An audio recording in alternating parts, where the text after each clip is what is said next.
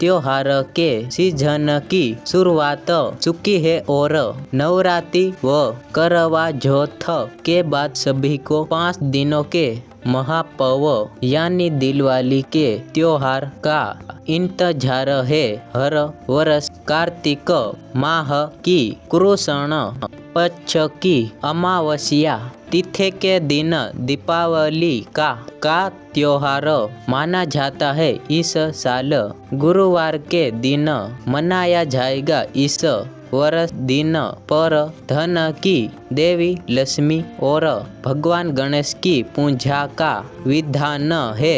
दिवाली के दिन माता लक्ष्मी की पूजा का विशेष विधान होता है। लेकिन क्या लक्ष्मी पूजन के दौरान माता लक्ष्मी की आरती करनी चाहिए? वैसे तो लोग पूरे परिवार के साथ इस पूजन को करते हैं और पूजा विधि में अवसर आखिर में देवी देवताओं की आरती गाई जाती है। लेकिन लक्ष्मी पूजन पर माता लक्ष्मी की आरती को लेकर अगला मान्यता है कि दीपावली पर लक्ष्मी माँ की आरती नहीं की जाती है।